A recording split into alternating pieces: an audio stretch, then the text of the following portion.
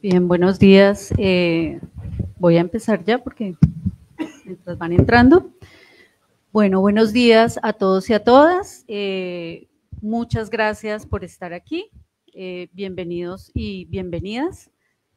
Estamos en este momento dando apertura a la lección inaugural del Departamento de Sociología. Agradezco mucho la presencia y la aceptación de la invitación a los y las panelistas. Tenemos en esta mesa a Alejandra Barrios, de Misión Observación Electoral, a Floralba Padrón, del Instituto de Estudios Constitucionales Carlos Restrepo Piedrahíta, de la Universidad Externa de Colombia, a Jaime Zuluaga, de la Fundación Foro Nacional por Colombia, él es el director de la revista Foro, y a Jefferson Jaramillo, quien es profesor del Departamento de Sociología. Para nosotros es muy gratificante poder tener esta mesa que se pregunta por los desafíos de la democracia en el gobierno del Pacto Histórico como Departamento de Sociología, pero también, digamos, como académicos que dialogan con instituciones sobre temas importantes que implican reflexiones sobre el país, objeto de estudio también de la disciplina, pero también una reflexión amplia que nos permita pensarnos la democracia como sociedad. Dos elementos son importantes rescatar aquí. Uno, digamos, tiene que ver con que al ser un diálogo que se hace con las instituciones, fue muy importante preparar esta lección inaugural con la presidenta de la Fundación Foro Nacional por Colombia, Marcela Restrepo, quien les hablará en un momento. Y también pensarnos, digamos, a través, digamos, de esta reflexión conjunta entre academia y ONG, el lugar, digamos, que tiene la democracia dentro del gobierno del Pacto Histórico. Por un lado, digamos, pensar lo que representa, digamos, esa propuesta democrática, que es una propuesta que supone una inclusión, que supone una justicia social, y que esa justicia social y esa inclusión se pretende, digamos, como propuesta ver reflejada en la posibilidad de involucrar distintos sectores que no acceden a bienes y recursos sociales, económicos, políticos, culturales, territoriales. Y por otro lado también reconocer, digamos, que estos accesos están evidenciados, por ejemplo, en el reconocimiento del campesinado, por ejemplo, como sujeto político, o en el reconocimiento de saberes de las comunidades afrodescendientes y étnicas, por ejemplo, en lo concerniente a aquello que se constituye como el buen vivir, ¿no? Como una propuesta comunitaria, como una propuesta local, como una propuesta de organización, como una propuesta de solidaridad y de integración social a nivel comunitario y hacerlo extensivo a la sociedad. Digamos que esto forma parte un poco de esa propuesta de lograr ampliar ese acceso a la democracia, pero también nos encontramos, y esto lo sabemos muy bien, una serie de desafíos para encontrar los caminos que nos conduzcan a esta democracia, sobre todo en un país como estos, pues que sabemos está socialmente dividido y está políticamente polarizado. Pero por otro lado, el Departamento de Sociología, que este año inició una transición a su reforma, a su nuevo programa de sociología, quiere también plantear estos temas para los estudiantes nuestros, ya que se vuelven no solo de interés para la disciplina, sino que se vuelve de interés también en la formación y en la comunicación con otros actores. Y en ese sentido, por ejemplo, parte de nuestra formación tiene que ver con unas especialidades que nosotros hemos denominado menciones, y una de ellas está justamente orientada hacia el análisis de las conflictividades sociales, y este semestre por primera vez se abre una clase que se llama democracia, movimientos sociales y conflictos. Entonces, esta lección inaugural, digamos, recoge ese diálogo interinstitucional, pero también recoge la posibilidad de establecer una reflexión conjunta con los y las estudiantes para que podamos empezar a problematizar de manera mucho más profunda, si se quiere, las relaciones que empezamos a tejer con el país, a ver si es posible alcanzar esta democracia incluyente que propone el gobierno del pacto histórico. Entonces, le doy la palabra a Marcela. Muchas gracias y bienvenidos nuevamente. Muchas gracias, Alexandra, profesora Alexandra Martínez. Muy buenos días para todos y todas. Es un placer poder contar en este espacio con la participación de ustedes. Quisimos juntarnos la Fundación Foro Nacional por Colombia, la revista Foro, la misión de observación electoral y el Departamento de Sociología, el programa de Sociología de la Universidad Javeriana, Departamento de Sociología de la Universidad Javeriana, para tener esta conversación. Siempre, otra vez reitero, muchísimas gracias por acompañarnos, muchas gracias Alejandra, al profesor Jaime, a la profesora del externado por estar aquí con nosotros en esta conversación. Hoy hablamos de la crisis de la democracia, una crisis que deja ver un desgaste crítico de la democracia representativa, la promesa incumplida del Estado Social de Derecho y la pobre incidencia de la sociedad civil a través de la participación ciudadana, a través, digamos, en los procesos de la gestión pública para llevar al desarrollo y al buen vivir. En medio de los debates tranquilos de la academia y las fogosas confrontaciones de la democracia callejera, se pone presente la necesidad de recrear el sistema democrático, superando el diseño liberal occidental que ve en la democracia principalmente un sistema político que se refleja en unas instituciones, en unos actores y quizás en unos procesos democráticos que finalmente y lastimosamente han terminado privilegiando el individualismo, la homogeneidad, la supremacía de las mayorías en la definición de los asuntos públicos. Hoy reclamamos la democracia como un orden que represente la diversidad, el pluralismo, producto del diálogo y la intensificación de las relaciones sociales, no solo con las diferentes expresiones de la sociedad, sino también con la naturaleza, el territorio y la cultura. Y allí la participación de la gente se reclama deliberativa e incidente, una participación que además recupere el lugar de la ciudadanía en la participación política, yendo del voto a la repolitización de la ciudadanía, a la materialización de la vocación del poder de las lideresas y los líderes sociales en las expresiones del poder real. Y justo en medio de esta conversación nacional y mundial estamos próximos a cumplir el primer año de gobierno del presidente Gustavo Petro, quien lideró una propuesta de cambio, algunos dicen que más liberal que de izquierda, que considera muchos elementos y que nos pone con demasiadas expectativas, algo de esperanza, muchas tensiones y las incertidumbres que ya conocemos. Y toda esta situación ha ocupado el diálogo político público y también en las discusiones privadas.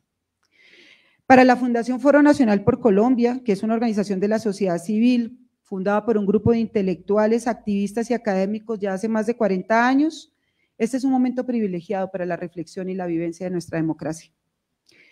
Como la mayoría de las veces en Colombia, no va a ser fácil, y por eso es necesario dialogar, promover conversaciones públicas y amplias alrededor de lo que significa una transición democrática. Y en este contexto aprovechamos para presentarles nuestra revista Foro, del cual muchas de ustedes creo que ya tienen ejemplares en sus manos. Esta no es una revista publicada por una institución académica, una universidad o un centro de investigación, tampoco es una revista de opinión. Es una revista cuya naturaleza es ser un foro activo, un lugar donde convergen las voces de la academia, de los intelectuales, de los activistas y de los ciudadanos. La naturaleza de esta revista es tomar una posición franca y directa con respecto a lo que está pasando en Colombia, en la región y en el mundo.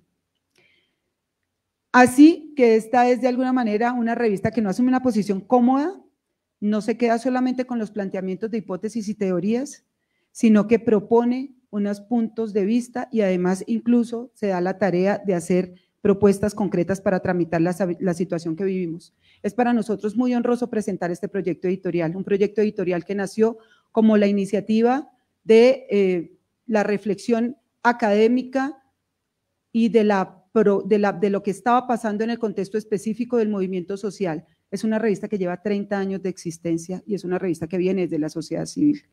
Está en sus manos y queremos que la conozcan y que ojalá también se hagan amigos de ella, y una forma muy chévere de hacerse amigos es que se suscriban a la revista. Muchísimas gracias, y entonces aquí le doy la palabra al profesor Jefferson, que va a ser el encargado de conversar, liderar la conversación aquí con nuestros 3 invitados. Muchísimas gracias, profe. Gracias, Marcela. Buenos días para todos y todas.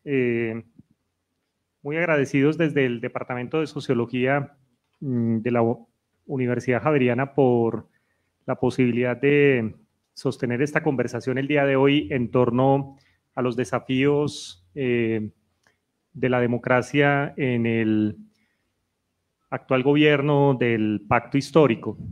Nos acompañan hoy en la conversación, en el panel, además de un importante auditorio conformado también por seguramente personas de foro, de la misión electoral, pero también nuestros estudiantes de sociología, y en particular quiero darle un agradecimiento a los estudiantes que están tomando por primera vez el curso que inaugura una nueva mención de formación en sociología en el Departamento de Sociología, que es la mención sobre gestión de conflictividades, y el curso inaugural de esa mención lleva por título Democracia, Conflictividades y Movilización Social. Decía que nos acompañan en esta conversación 3 personas que han venido trabajando desde distintas aristas con el tema de la democracia y pues que conocen seguramente de cabo a rabo este país y los meandros también de lo que ha sido este primer año de gobierno de Gustavo Petro, y seguramente vamos a sostener una conversación muy interesante sobre eso. Por un lado está Alejandra Barrios Cabrera, que es la directora nacional de la misión de observación electoral MOE desde su fundación en 2006. A la fecha, ella, junto con su equipo, ha coordinado más de 100 observaciones electorales en Colombia, entre elecciones presidenciales, elecciones a Congreso, de autoridades locales y de diferentes mecanismos de participación ciudadana. Además, ha acompañado también procesos de observación internacional. En el 2013 fue galardonada por la revista Semana como una de las 20 líderes de Colombia, y en el 2018 fue considerada por el portal La Silla Vacía, conocido por todos nosotros como una de las 100 mejores, una de las 100 mujeres que ha transformado el país. Ella es profesional en finanzas y relaciones internacionales del externado. Hay varios externadistas hoy acá. Y especializada en régimen contractual internacional en la Universidad de los Andes. Por otra parte, nos acompaña el profesor, maestro Jaime Zuluaga, que es profesor emérito de la Universidad Nacional de Colombia y actualmente es profesor de la Universidad Externado también. Él es doctor en Derecho y Ciencias Políticas, magíster en Promoción del Desarrollo con especialización en Finanzas Públicas. Ha sido cofundador de la Asamblea Permanente de la Sociedad Civil por la Paz, cofundador de la Red de Universidades por la Paz. Es una persona que ha estado muy activa también en todo el tema de la negociación histórica con el ELN, y autor también de numerosos estudios sobre la historia de los movimientos guerrilleros en Colombia, una persona muy activa también en el Consejo Latinoamericano de Ciencias Sociales, CLACSO, y también nos acompaña Floralba Padrón Pardo. Ella es abogada egresada de la Universidad Externado de Colombia, doctora con mención internacional del programa de doctorado Constitución y Derechos Fundamentales en Europa, coordinado por el área de Derecho Constitucional de la Universidad de Alicante.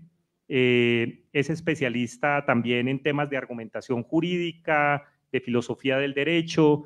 Ha sido Contralora Delegada para la Participación Ciudadana de la Contraloría General de la República, es directora del Instituto de Estudios Constitucionales, Carlos Restrepo Piedrahita, y además académica de pregrado, posgrado, y bueno,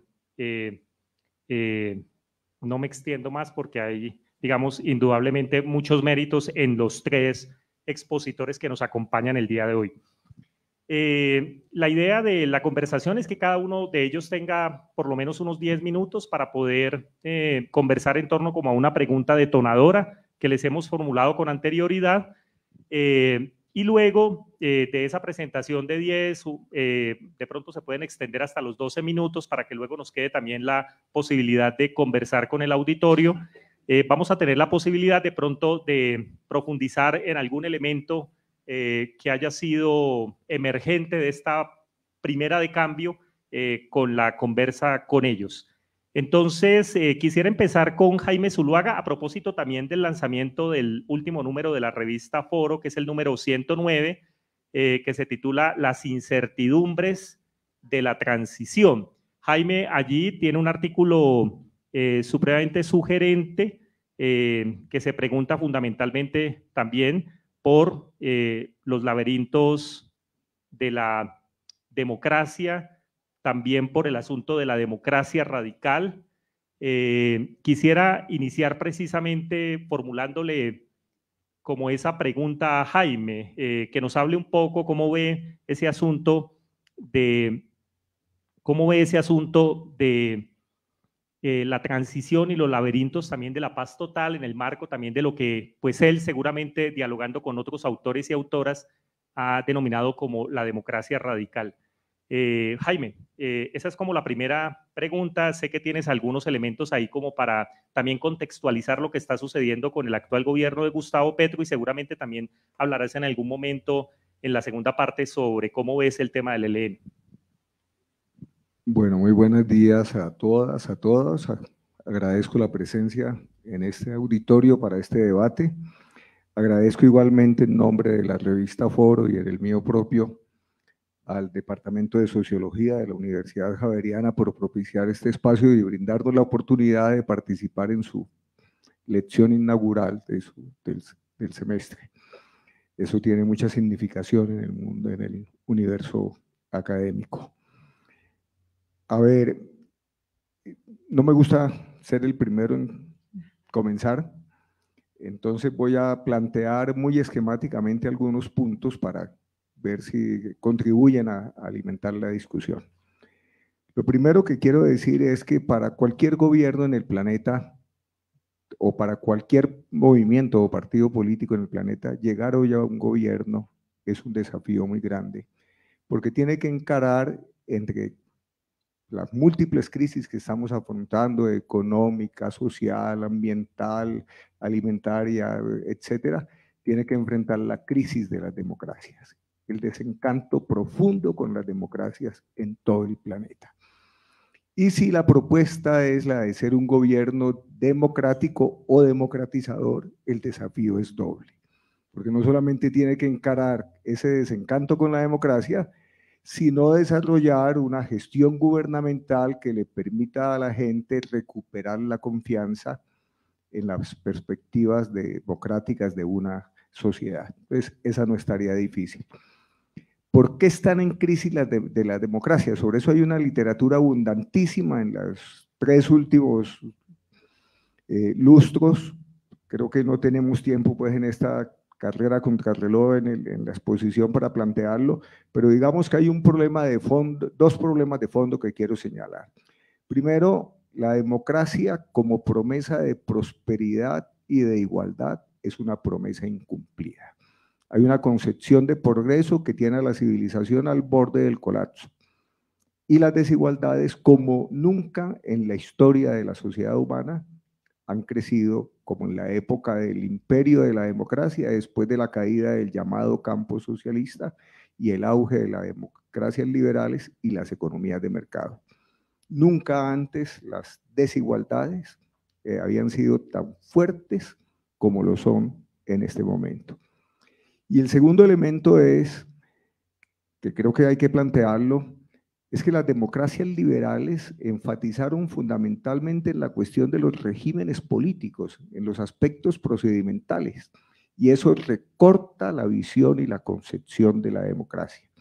Era un mecanismo de procedimientos como los que tenemos en Colombia, reputada en este continente como un modelo de democracia, es inadmisible. ¿Cómo puede uno plantear que este país es un modelo de democracia? Con los niveles de violencia que tenemos, con los niveles de pobreza, con los niveles de desigualdad, con fenómenos institucionales tan complejos. Podemos participar en elecciones, pero elecciones como, por ejemplo, la misión de observación electoral lo ha puesto de presente de manera reiterada, centenares de miles de votantes, o probablemente más, millones de votantes lo hacen bajo la presión de las armas directa o indirectamente. ¿Cómo puede ser considerado como modelo de democracia una democracia en la que, por ejemplo, en la primera legislatura del gobierno de la seguridad democrática, más del 30% del Congreso ocupó esas curules, como hoy lo sabemos, por los procesos de justicia y paz y otros procesos, llegaron al Congreso de la República bajo la presión de las armas, o como lo acaba de reiterar recientemente Salvatore Mancuso. Entonces, es una democracia que convive con esos procedimientos, no puede ser tenida por democracia, o por lo menos no por la democracia que queremos. ¿O cómo puede ser considerada como democracia modelo de equilibrio de poderes, que es una de las cosas que se reputan de las democracias modernas, liberales, ¿cierto? Los pesos y los contrapesos, con una fiscalía que abiertamente está haciendo campaña política antes de terminar su periodo, y la democracia no tiene mecanismos institucionales para ponerle límites al abuso de poder, a mi juicio, en que están incurriendo estos funcionarios? Habría muchos ejemplos más para señalar. Bastaría citar la Comisión de Impunidad, la llamada Comisión de Acusaciones del Congreso de la República. Esas no pueden ser consideradas como modelos de democracia. En síntesis, concluyo esa parte. Estas democracias hoy, que en el pasado eran amenazadas desde afuera, se supone por el fantasma del comunismo, hoy están amenazadas desde adentro por la forma como quienes se apoyan en la democracia utilizan el poder para desde ella acabar de erosionar las precarias institucionalidades de las democracias liberales. Un ejemplo de ello es lo que pasó en el país que teníamos como modelo de las democracias liberales en el planeta durante el gobierno de Donald Trump en los Estados Unidos, y lo que sigue pasando en los Estados Unidos. Bien, en esas condiciones, entonces, planteémonos qué entender por democracia radical. ¿Qué quiero decir con democracia radical? Desde luego el concepto no es mío, el concepto es prestado de muchos otros, Pablo Casanova, Áñez Heller, entre otros.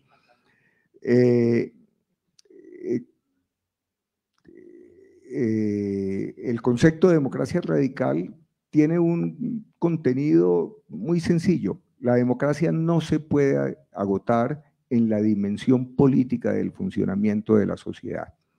La democracia, como lo dice Rosanvallón, por ejemplo, Pierre Rosanvallón más recientemente, debe ser una forma de organización de la sociedad integral, multidimensional, que debe abarcar no solamente dimensiones políticas, sino económicas, sociales, económicas, culturales, de género, ambientales, si queremos de verdad una democracia radical. No es una sociedad democrática a la que le permita a un ciudadano votar en la oposición o a favor de un gobierno, pero que lo condena a vivir en condiciones de indignidad. Eso no se puede considerar una sociedad democrática. Entonces, una sociedad democrática es una sociedad con una democracia radical, multidimensional, que democratice los recursos, el acceso a las condiciones de vida materiales, que haga posible el acceso a los bienes y a los servicios públicos, que haga posible la consolidación de los derechos fundamentales como derechos, no como servicios que se adquieren en el mercado, como ocurre, por ejemplo, con derechos fundamentales como el derecho a beber agua, a tener un ambiente sano, a disfrutar de salud, a disfrutar de educación. Esos no deben ser servicios públicos, esos deben ser bienes a los que se debe garantizar. Y hay países capitalistas, democráticos, que por ejemplo, voy a poner un solo ejemplo, Canadá, no cobra por el agua potable. Ese es un derecho básico para la población, tiene derecho a beber agua, como tenemos derecho a respirar y como deberíamos tener derecho a la salud y no a una salud mediada por relaciones de intercambio en los mercados. En ese sentido, entonces, es que hablo de una democracia radical y permítame entonces, porque ya se me pasó el tiempo, que haga referencia a una propuesta política que ojalá funcione, que es la propuesta del pacto histórico, que nos colocó al llegar al gobierno a través del triunfo electoral del señor Gustavo Petro, líder del pacto histórico y de Colombia Humana. Al llegar a la presidencia nos colocó en un periodo que hemos considerado de apertura, de inicio de un proceso de transición en Colombia. ¿Transición qué significa? Que estamos pasando de un modelo que presenta una serie de insuficiencias y de problemas a otro tipo de modelo del cual se espera supere esas deficiencias y limitaciones que tiene. ¿Cuál es la propuesta del programa del pacto histórico?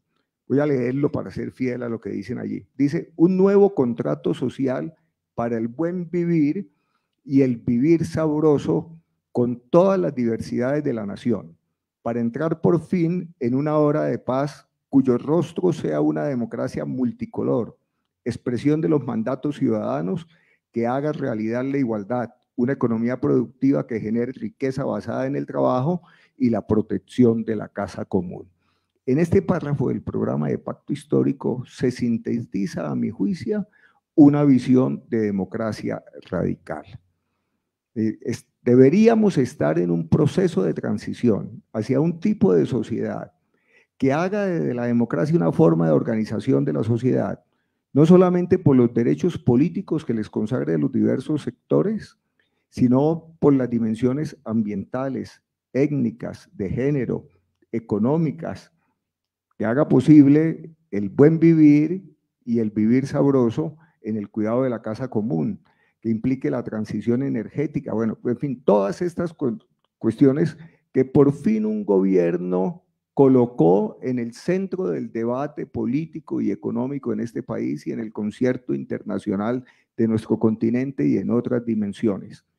Más allá de las críticas que le podamos hacer sobre la capacidad de ejecución y de avanzar en estas direcciones, aquí hay una orientación, hay un norte, un programa de trabajo que de realizarse nos acercaría a aquello que alguien podría resumir, y termino con esa frase, una Colombia en la que podamos efectivamente caber todas y todos, independientemente de nuestra edad, de nuestra condición étnica, de la posición ideológica, política, religiosa que tengamos. En una sociedad que se esfuerce con las políticas y con los programas de garantizar los derechos fundamentales de los asociados y que no haga del mercado y de la codicia por las utilidades el criterio regulador del ordenamiento social y de las relaciones entre los ciudadanos. Muchas gracias.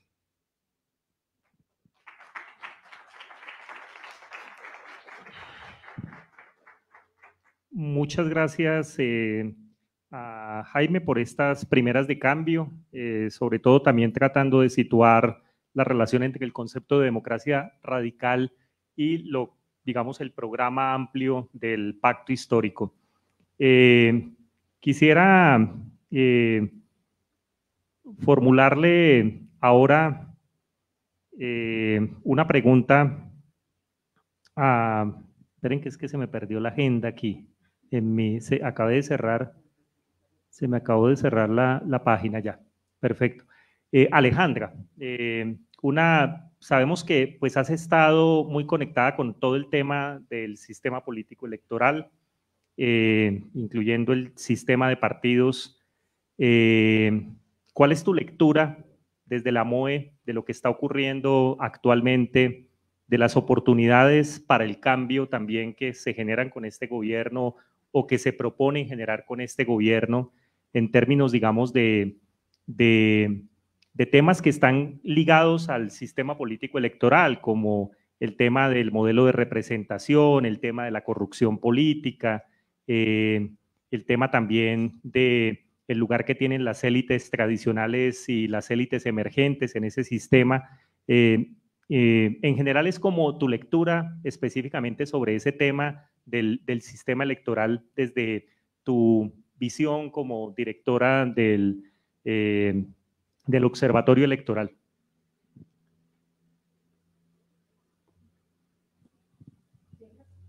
Sí. Yo te paso este para... o aquí.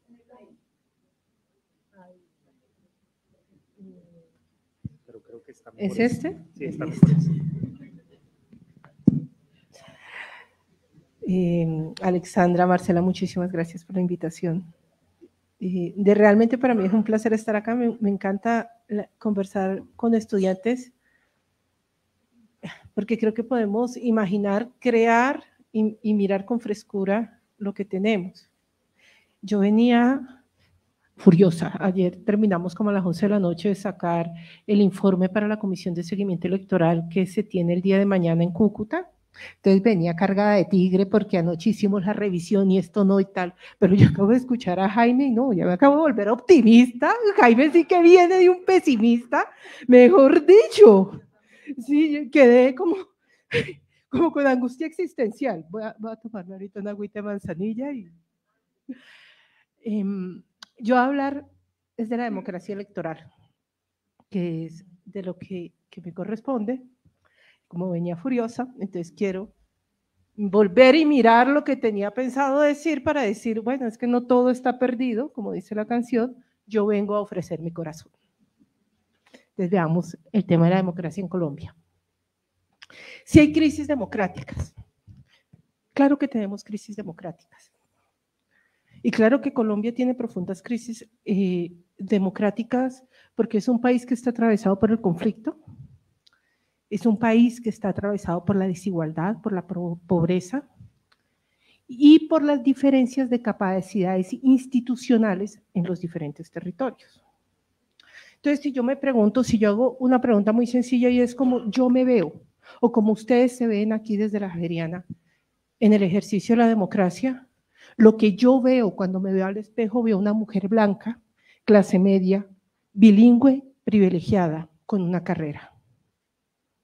Y obviamente eso me da unas responsabilidades, porque he tenido una posibilidad diferente de insertarme en el escenario de la democracia, como actor social o como actor político. Pero no dice exactamente lo mismo. Posiblemente ese grupo de personas que en la Tola o en el Tarra, que no tienen estos privilegios de poder estudiar, de poder estar en escenarios de toma de decisiones, porque inclusive es muy diferente. Yo vengo de Cali, yo terminé de estudiar en el externado, me fui a Cali y me iba muriendo el aburrimiento, porque lo que yo quería hacer estaba en Bogotá. Entonces, inclusive desde ahí, ya hay unas diferencias en las capacidades de toma de decisiones y de incidencia en el poder.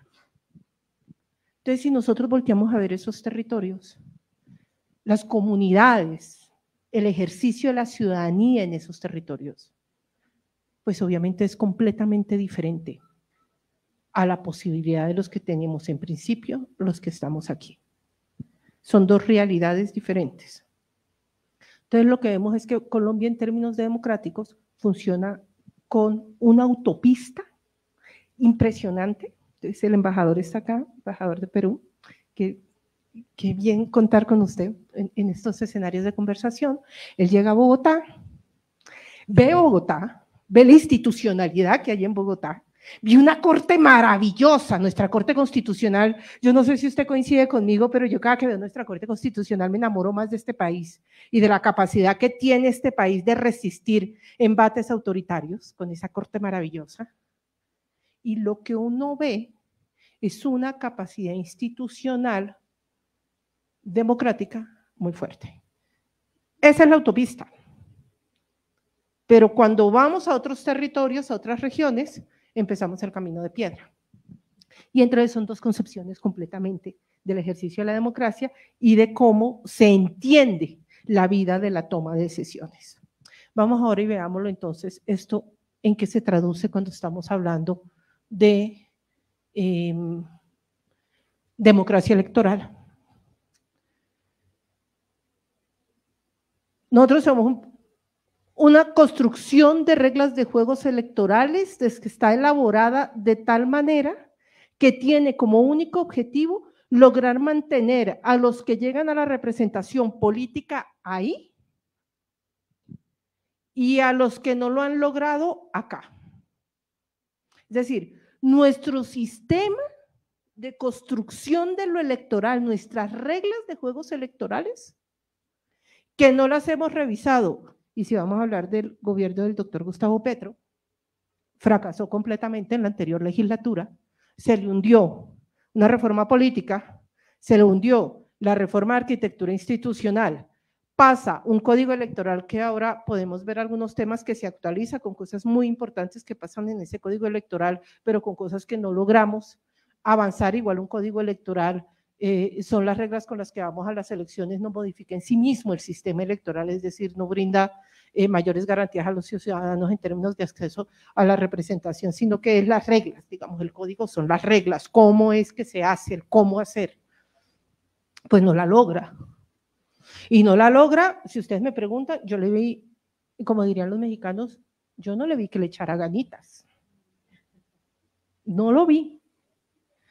Vi una propuesta de arquitectura institucional en la que se estaba viendo la posibilidad de poder tener una Registraduría Nacional del Estado Civil con un mayor control y una autoridad electoral, que es el Consejo Nacional Electoral, que es el responsable de la vigilancia y control de las organizaciones políticas, de la financiación de las campañas, del cumplimiento de las reglas de juego, y lo que se hizo y se mantiene en el Código Electoral es completamente una distorsión de quién puede controlar a quién.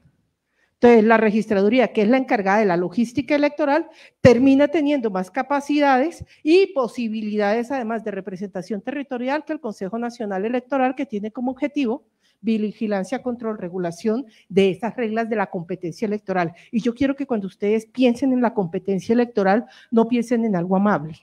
Eso no es que nos sentamos, ay, Alexandra, mira, es que tú quieres ser candidata a la alcaldía, ay, yo también, vamos con la sororidad, sí, tomémonos de las manos, expliquemos, ay, que no, esto es a sangre, esto es con todo, nos vamos con todo, te acabo, te desbarato, y después hacemos acuerdos políticos. Ya cuando gane alguno, cuando gane el otro, hacemos acuerdos políticos. Vean lo que pasó con la negociación presidencia del Congreso de la República, y vean lo que pasó con la negociación de la Comisión Primera, que es una de las más importantes porque es la Comisión Constitucional en el Congreso de la República.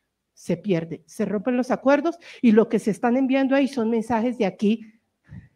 Tu cambio, un momentico, esto no es así, pero eso habla mal. Entonces, hay una forma de lectura en la que uno puede decir, pues claro, el poder tradicional, el que no quiere el cambio, se para y demuestra y no lo permite. Pero también habla bien, porque significa que una oposición organizada tiene la capacidad de detener, de controlar y de buscar generación de equilibrios, de diálogos o escenarios de negociación, que es la esencia de la democracia y es la esencia de la política. El ejercicio de la política no es pasar sobre el otro y arrasar. Vamos a la competencia electoral, arrasamos, acabamos, nos damos con todo, pero después nos sentamos a negociar. Y nos sentamos a negociar el poder político y las tomas de decisiones. Y eso fue lo que pasó en el Congreso. Pues que no es bueno para el pacto, pues claro que no es bueno para el pacto, pues a uno no le gusta perder. ¿Fue bueno para la oposición? Sí. ¿Es bueno para el país? Yo no sé. Digamos, eso todavía no lo tengo claro, toca ver cómo funciona esta legislatura, toca ver qué pasa con las 4 reformas sociales que son las banderas del actual gobierno y falta ver qué pasa con una reforma nuevamente de arquitectura electoral que esperamos se logre presentar en la Comisión Primera. Pero entonces me regreso, ¿cómo lo tenemos en términos de democracia electoral? No hemos construido reglas de juego para la inclusión. ¿La inclusión de quiénes? De aquellos que hemos dejado atrás. Esta democracia, y así inicié, ha dejado atrás muchísima gente, muchísimas comunidades y muchísimos sectores sociales. A nosotros nos incluyó. Si nosotros queremos, nos salimos. Y no voy y voto, me vuelvo anarquista, me quedo durmiendo ese día, no sé, cualquier cosa. Pero es porque nosotros nos queremos salir. Pero hay otros que tienen que pelear por entrar, o por lo menos para tratar de ser escuchados. ¿Por qué pasa eso? Porque en esas negociaciones de poder político, lo que lamentablemente ha venido pasando y lamentablemente pasó a partir también de la Constitución del 91, cuando se buscó pasar de la representación bipartidista en el país a reconocer la diversidad, ese arcoíris de colores, que hoy ya está exagerado porque es un arcoíris de 35 colores, pero digamos, ese arcoíris de colores, terminamos con más de 70 partidos en el Senado de la República con representación política. Si se acuerdan, son 100. Estoy quitando las 2 curules de representación étnica. Un Congreso de la República, después del 91, con 100 representaciones políticas, con capacidad de decisión, eso no lo controla nadie. Por eso en el 2003 se hace una reforma. Pero el daño ya estaba hecho, que es lo mismo que nos puede pasar ahorita con 35 organizaciones políticas. Un sistema político fragmentado, donde no hay claridad de cuáles son las propuestas o las posturas ideológicas que se tienen, qué nos diferencia con qué, pero lo que sí representa son poderes políticos locales profundamente arraigados y muy poco democráticos, que han encontrado en el ejercicio de la representación política una empresa electoral.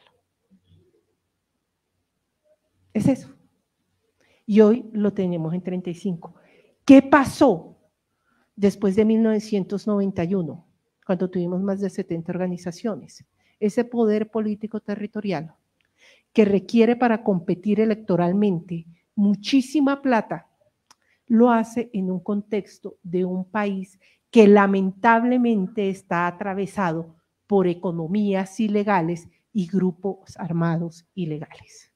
Es decir, tenía la gasolina perfecta para que esa competencia electoral se viera enturbiada, no fuera legítima, porque se atraviesan las armas o se atraviesa la plata. Se intenta controlar esto en el 2003, se modifican las reglas de juego, porque a lo que nos llevó a eso se llamó parapolítica, que es la capacidad de tener poder político a través de las armas con recursos ilegales en el poder local. Eso se llama corrupción y eso se llama utilizar los recursos del Estado para ponerlos a favor de la ilegalidad, no de la ciudadanía.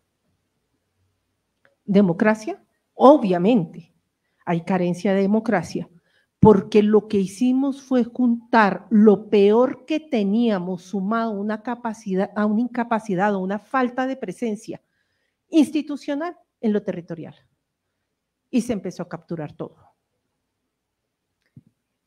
Esa lógica de poder personal no la hemos logrado romper. Y no es problema solo de un gobierno. Es una historia de Estado. Es de cómo logramos adoptar, y entonces ahora no es que le voy a rezar a las leyes y que si uno hace un artículo bonito cambia el país. Entonces va a ser un artículo, todos somos iguales y ahora todos somos iguales. No. Pero como quiera la base de la institución. Las leyes en últimas terminan siendo ese consenso ciudadano en el que decimos, estos son nuestros acuerdos para poder vivir. Y a través de esas reglas nos entendemos como nación, porque esas reglas lo que van a hacer, si las cumplo, es que me permiten cumplir ese sueño de nación que tengo.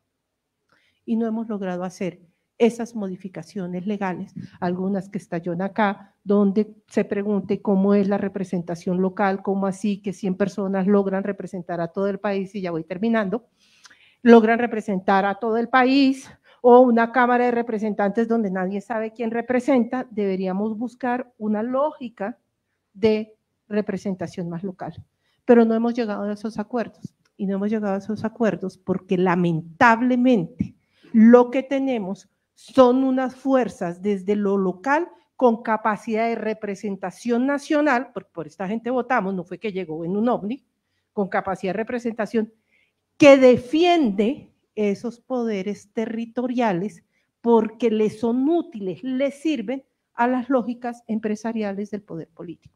Entonces, en la siguiente parte podemos ver, digamos, exactamente eso en qué se traduce en materia electoral.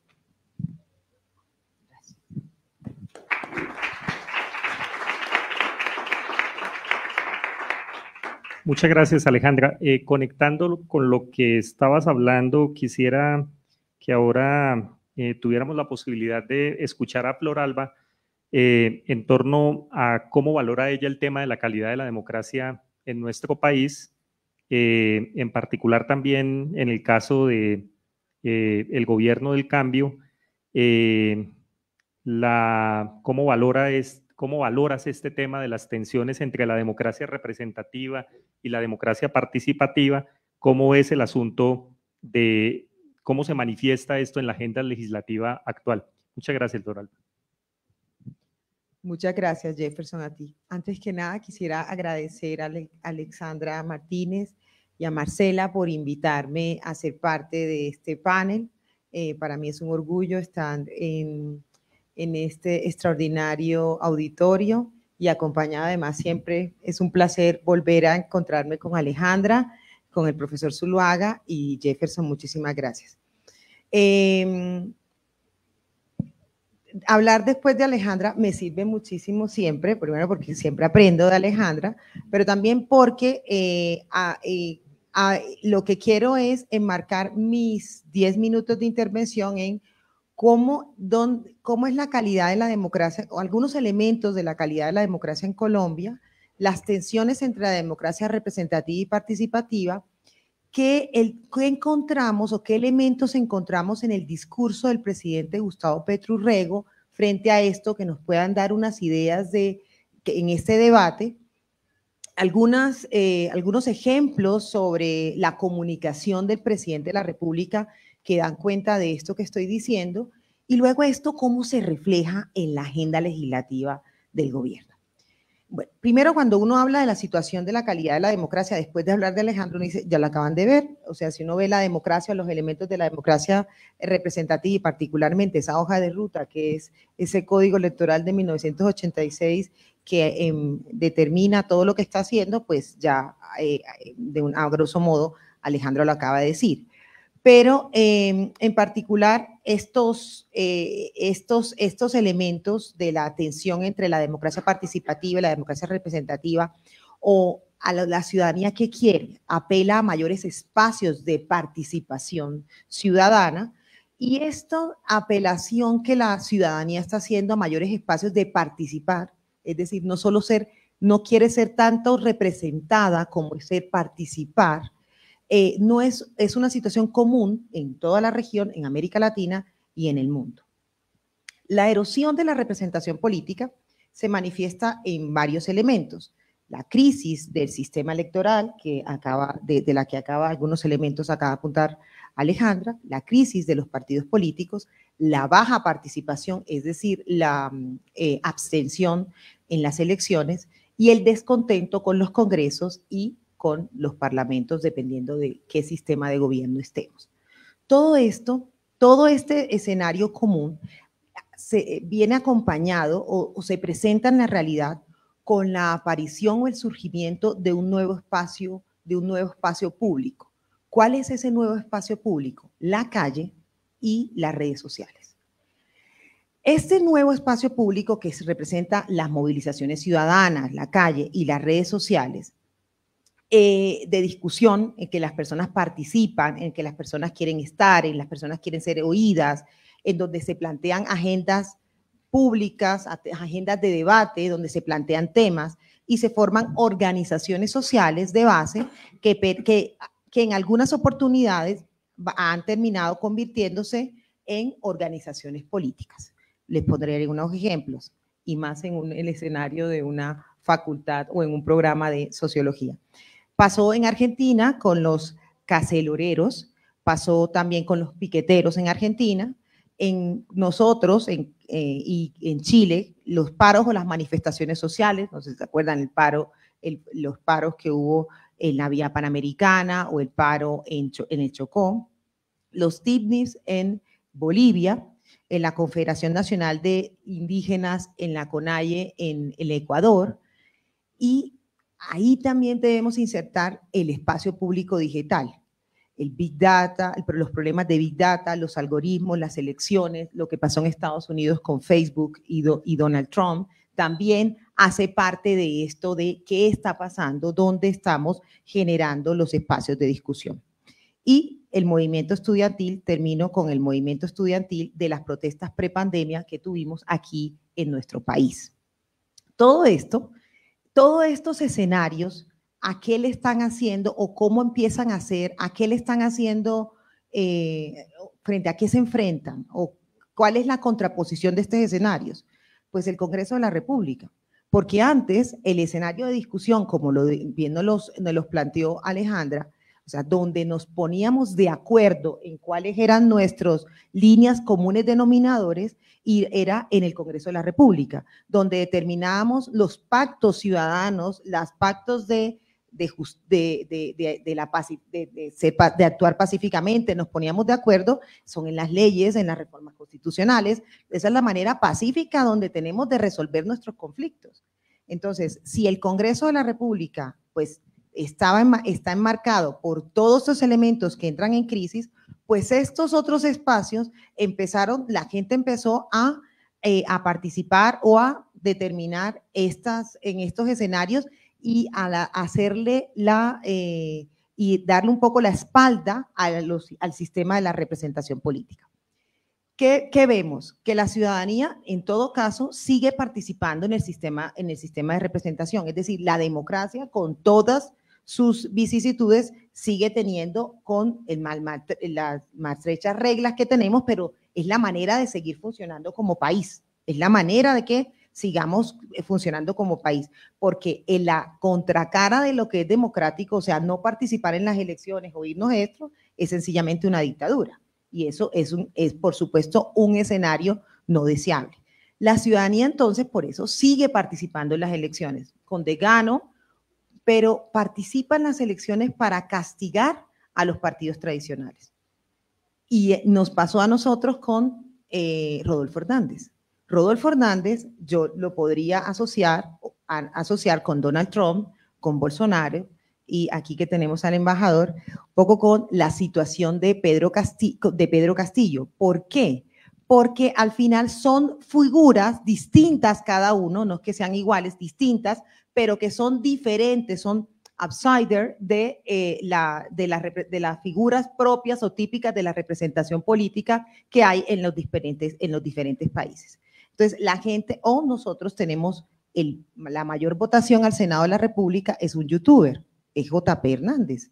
Y entonces que un youtuber sea el senador más votado de nuestro país, no es que de un momento a otro nos enloquecimos y nos dio demencia transitoria en el momento de las elecciones, sino porque eso le tiene que estar mandando un mensaje a las clases tradicionales que ejercen en la política. La gente quiere un cambio.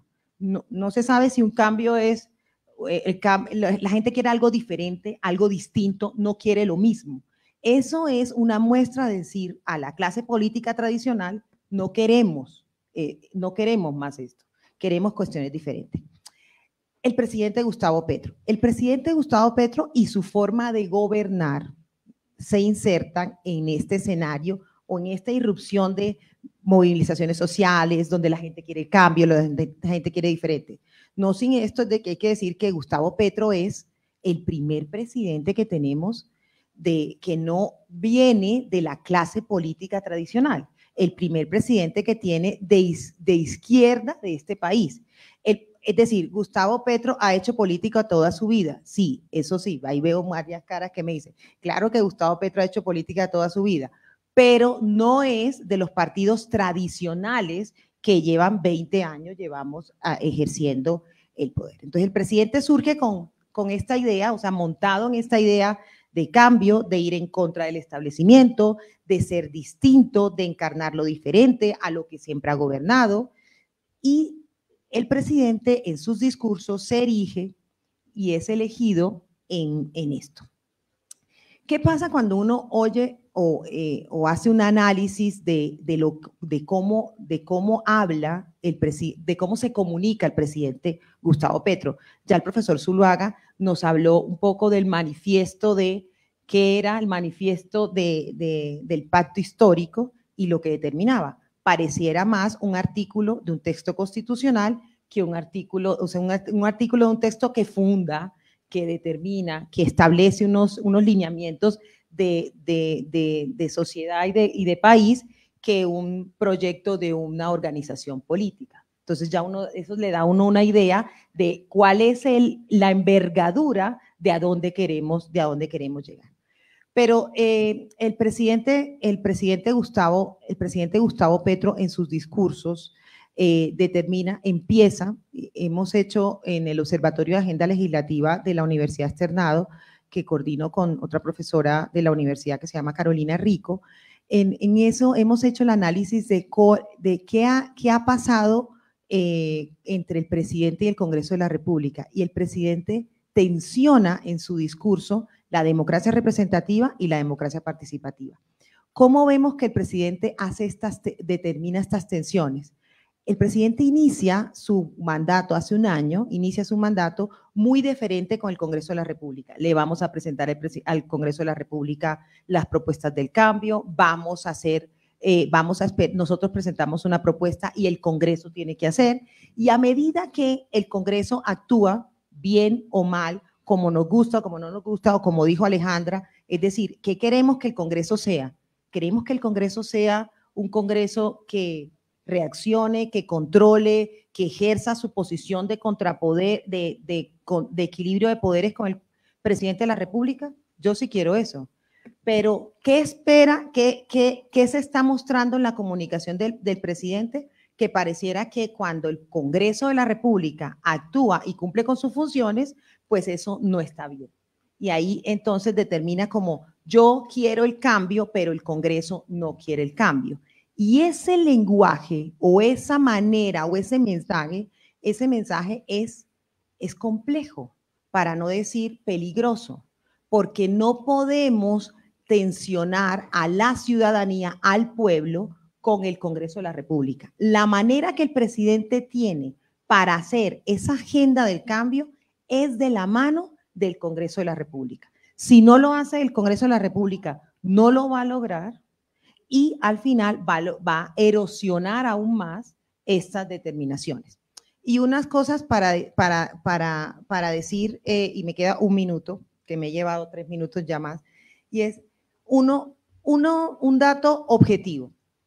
El presidente presentó 25 proyectos de ley y reformas constitucionales. De esos 25 proyectos de ley y de reformas constitucionales, 13 se convirtieron en ley. Si uno hace un análisis objetivo de eso, es una legislatura óptima, es una legislatura que fue bien. La legislatura, es decir, hubo debates, hubo determinaciones. Logró que 2 de sus reformas, que es la pensional y la de la salud, hicieran tránsito a esta legislatura que empezó hace casi 3 semanas. Pero no podemos pretender que no se puede pretender, o la lectura no puede ser que todo lo que presentemos en el Congreso tiene que salir tal cual como el presidente lo presenta, porque el Congreso no es notario del presidente. Y eso es lo que debemos comprender y entender, que así se forma un sistema de gobierno presidencial y con un Congreso de la República, y que queremos separación de poderes, independencia. Eso es lo que queremos hacer. Y vemos que ya ha pasado 3 semanas de la legislatura y la reforma a la educación o la reforma a los servicios públicos o el proyecto de minas, que fue el que el presidente nos ha anunciado que van a presentar, no se ha presentado. Entonces, algunas veces le pedimos al Congreso, hablar del Congreso no genera aplausos, porque hablar del Congreso claramente no es nada, pues el Congreso claramente tiene más cosas negativas en su forma de actuar que positivas, pero yo defiendo la institución del Congreso de la República porque en el Congreso están presentes toda la sociedad y todas las personas y todo el país. Y el presidente debe actuar rápidamente y presentar la agenda para que el Congreso tenga el tiempo de hacer los debates y que los debates se den en el Congreso de la República y no en la calle. donde se tienen que dar. Muchísimas gracias.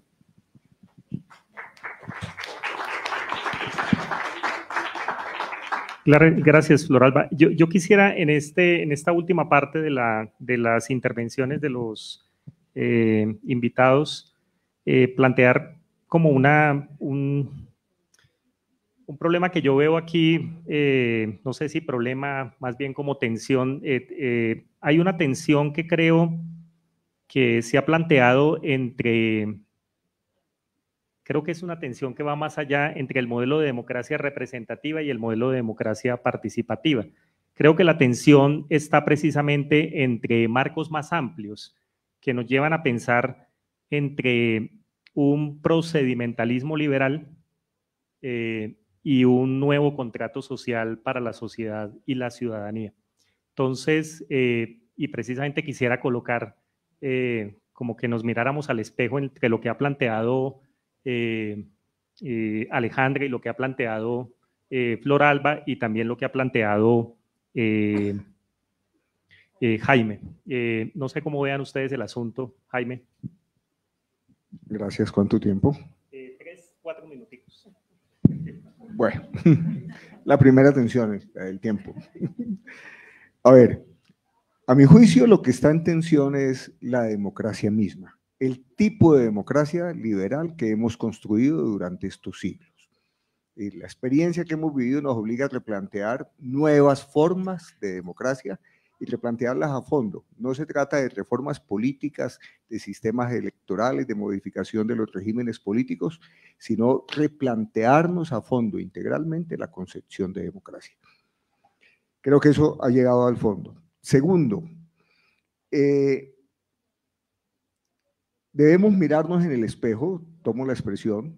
Saludo que mi primera intervención sobre democracia radical haya despertado el optimismo. Yo no estoy muy optimista, la situación es extraordinariamente difícil. Y es difícil porque hago el esfuerzo por mirarnos en el espejo y reconociendo que no todo lo tradicional ni toda la institucionalidad democrática es negativa, hay también dimensiones positivas. Yo diría que el balance global es que esta sociedad tiene a lo largo de su historia un profundo déficit de democracia representativa y a pesar de los extraordinarios avances de la Constitución del 91, un profundo déficit de la transición hacia la democracia participativa porque los poderes tradicionales existentes han hecho todo lo posible para desmontar las conquistas democratizadoras de la Constitución del 91. Y tercero, ya que no son sino 3 minutos, no podemos ignorar que como consecuencia de la fortaleza de las economías ilegales, de la presencia continuada, terca, persistente del conflicto armado interno y de la degradación de los movimientos insurgentes, de la crisis humanitaria y de la violación sistemática de los derechos humanos, en este país todos, Estado, insurgencias y sectores privados han participado con mayor o menor intensidad en la construcción de redes perversas entre la ilegalidad, la institucionalidad y el crimen. Han afianzado poderes locales y regionales extraordinariamente fuertes que inciden en el manejo de la política, en el control de la sociedad y en la conducción de la economía. Si eso no lo logramos desmontar, el sueño de la transición será simplemente un sueño. Por eso termino diciendo, aquí todos hemos venido a dejar el corazón y comparto la vocación, pero no podemos dejarnos ganar por la vocación de otra canción, si nos dejan. Aunque no quieran dejarnos, que no quieren dejarnos, todo lo que se ha descrito y ha pasado en este país es ante una propuesta que no va más allá de instaurar un régimen autoritario. Hombre, eso son fantasías. Aquí, esto no está marchando hacia autoritarismos, esto no está marchando hacia revoluciones, esto no está marchando hacia izquierdas radicales. Lo que se ha propuesto son elementos elementales de democratización, acceso como derecho a lo que ahora tenemos como bienes y servicios públicos como la educación y la salud, por ejemplo. Eso no modifica sustancialmente la institucionalidad democrática de este país, pero por lo menos podría mejorar las condiciones de vida de amplios sectores de la población. Entonces, ni siquiera esos avances los permiten aquí en un país en donde los poderes tradicionales conservadores, no en el sentido de partidista político, sino de sus concepciones, no quieren renunciar y compartir algo de sus privilegios. Creo que seguimos montados sobre un volcán social, como lo puso en evidente el paro y la movilización nacional antes de la pandemia y las tensiones actuales. Este país exige de todos los sectores sociales y de todos los sectores políticos que demos pasos adelante para romper esos obstáculos que están impidiendo avanzar en la democratización de la sociedad colombiana y, a mi juicio, en una democratización integral. No se trata solamente, hay que hacerlo, de mejorar el sistema electoral. Se trata también de desmontar esos poderes perversos que se atrincheran en sus privilegios a costas de las posibilidades de las posibilidades de construir un buen vivir y un vivir sabroso para la mayoría de los colombianas y colombianos. Esa es mi posición.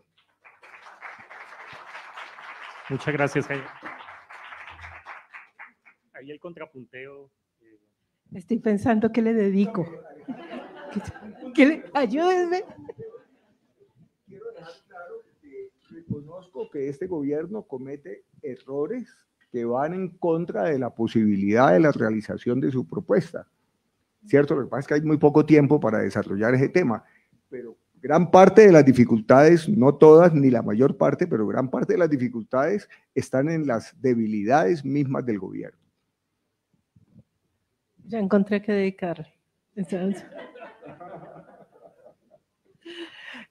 No, para los que no lo han escuchado, yo no sé quiénes son de acá del Tolima. Hay una canción muy bonita que yo escuchaba en el carro cuando iba a visitar a mi abuelo al Tolima, no me acuerdo cómo se llama, de pronto Alexandra sabe, dice, y aparecen en elecciones esos que llaman caudillos.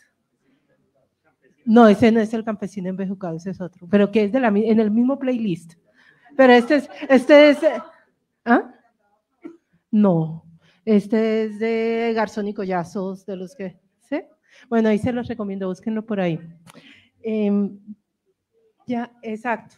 Ahora les paso el micrófono y podemos terminar.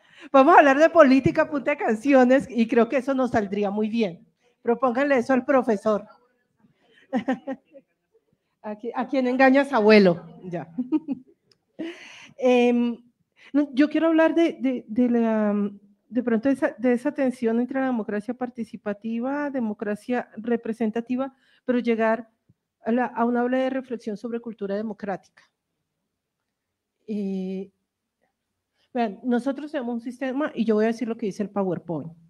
Nuestro sistema electoral tiene como objetivo poder garantizar que en la competencia electoral todos los intervinientes tengan el mismo piso para poder hacer una competencia electoral en condiciones justas e equitativas.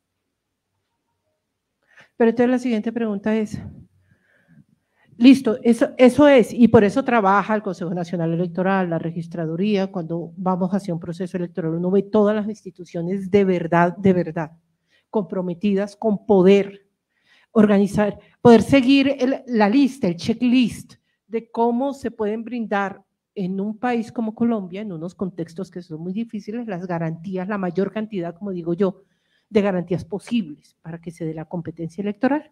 Vuelve y juega, no es lo mismo hacerla en Cali que hacer una competencia electoral en Bogotá o que hacerla en el Bajo Cauca antioqueño. Son negocios completamente diferentes, ir a elecciones o por ejemplo en el Suárez Cauca, ir a elecciones, y en todos son contextos diferentes, pero digamos que todas las instituciones ponen su mejor esfuerzo para que sea posible dentro de las garantías que debe haber, mínimas que deben haber. Pero ¿qué pasa con la cultura ciudadana? Porque no es solamente la exigencia o la búsqueda de un país que con sus reglas y sus instituciones en el PowerPoint nos diga que tiene democracia cuando nosotros como ciudadanos o ciudadanas posiblemente somos profundamente democráticos. Y por eso la canción de aparecen en elecciones esos que llaman caudillos, porque es también la falta que tenemos nosotros como ciudadanos y ciudadanas de la capacidad de control político. Aunque ustedes no lo crean, en este país sí se puede hacer control político. En este país sí se puede hacer rendición de cuentas y hacer exigencia de rendición de cuentas.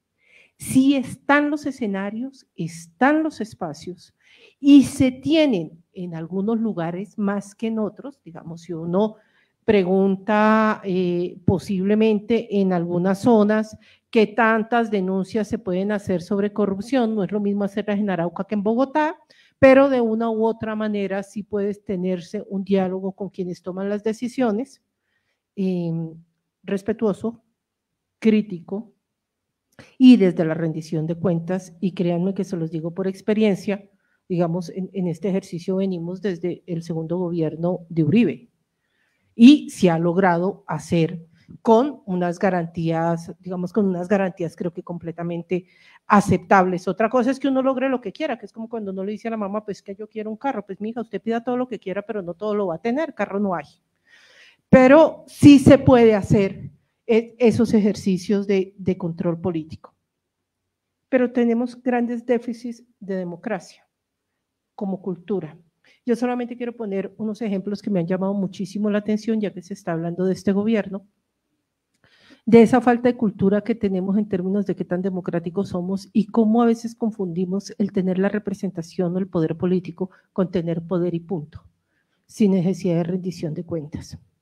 Y es una serie, las voy a denominar así, por ejemplo, en delicadezas, que se ha tenido por una serie de representantes del gobierno que vienen precisamente de la oposición, de la construcción de discursos o de exigencias que se le piden a otros gobiernos, pero que terminan reproduciendo muy seguramente involuntariamente esos mismos esquemas de usted no sabe quién soy yo, como yo tengo carro blindado, yo sí puedo parquearme donde quiera, andar donde quiera o pasarme migración sin tener que hacer el trámite que hacen todos los ciudadanos. Y eso tiene que ver profundamente con nuestra formación democrática, con aquello de que en democracia todos somos iguales.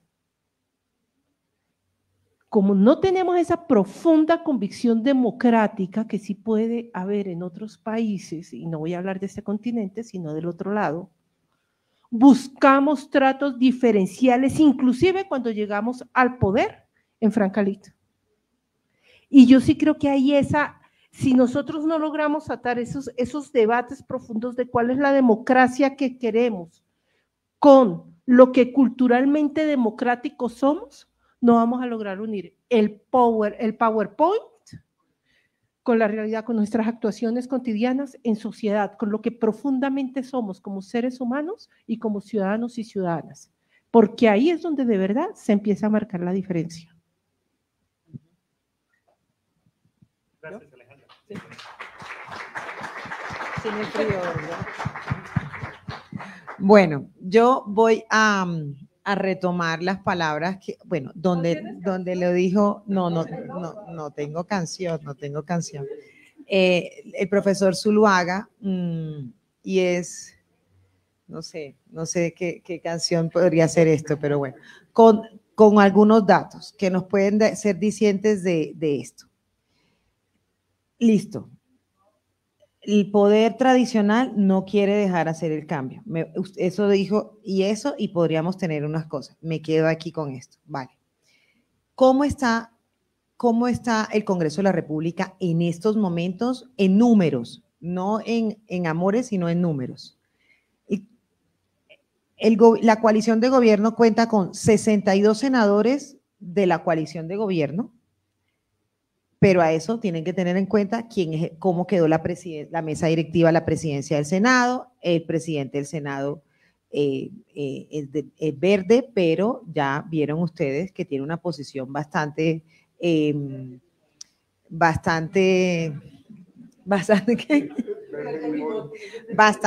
exacto, bastante verde, bueno, no sé, edulcorada de su verde, hace un verde bastante pálido, podríamos decir.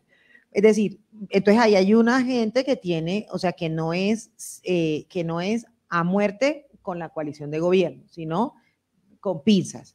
Y por el otro lado, y vemos qué pasó con Alexander López y su fallida presidencia en la Comisión Primera de la Comisión Primera del Senado, que es donde van a irse muchas de las cosas. Luego nos vamos a la Cámara de Representantes. Solo tenemos 105 de la coalición de gobierno, con sus particularidades, al igual desabridos, descoloridos también, como lo vimos. Si uno puede ver eso en números, uno dice, bueno, la coalición de gobierno puede conformar el quórum y se pueden hacer y se pueden ir siempre y cuando eso sea, digamos, estricta disciplina, estricto cumplimiento y apliquemos todo. Pero ¿será que así es que queremos hacer el cambio? ¿Será que no necesitamos a la oposición? ¿Por qué? Porque para que los cambios sean eso que dijo Alejandra, que es el PowerPoint y la realidad vayan bien y que no genere conflictos y guerras y todo, y conflictos sociales, el cambio no puede ser entrado a forced.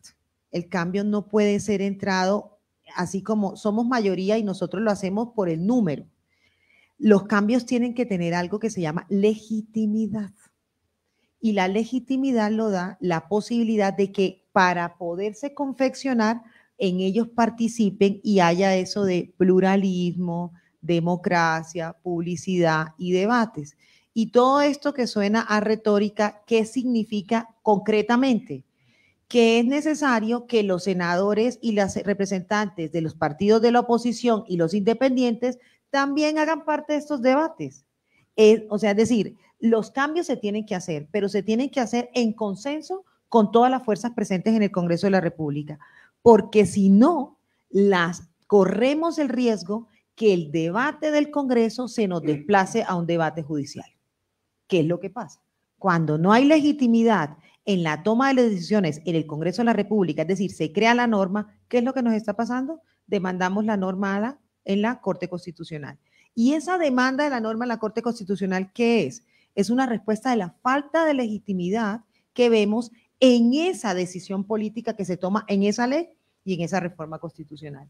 Y eso es gravísimo, porque al final el poder político, que es el que debe tomar la decisión, que es el Congreso de la República, termina siendo desplazado por el Poder Judicial a fuerza de esa falta de legitimidad. Yo creo que esa es la manera de tener que, o sea, ahí es donde está la cereza del pastel, que no es fácil, donde el presidente tiene que ser, el presidente y su Consejo de Ministros, tiene que ser lo suficientemente sagaz para darse cuenta que necesita crear consensos en relación con las reformas. Que las reformas, y por eso celebro ese discurso ese discurso del 20 de julio, que fue un discurso más deferente, con el diálogo, que un discurso más como el del 7 de junio en la carrera séptima antes de terminar la legislatura anterior. Con esos datos, esos ejemplos, para decir algo sobre reaccionar frente a lo que dijo Alejandra y el profesor Zuluaga. No, lo que está diciendo Floralba es que a veces yo siento que el presidente hay algunos días que amanece activista y unos días que amanece político. Entonces, cuando el señor amanece político, cuando el presidente amanece político, le da súper bien.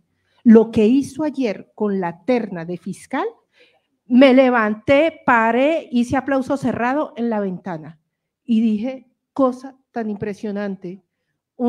3 mujeres impresionantes, con conocimiento, solamente esos 3 nombres muestran la calidad de la actual fiscalía. No tenía que decir nada más, es decir, pero desactivó, sí, y desactivó completamente todos los temas que habían frente, si iba a ser fiscal de bolsillo o no, que si era para el hijo, no era para el hijo, para el tío, que las cortes se los iban a devolver.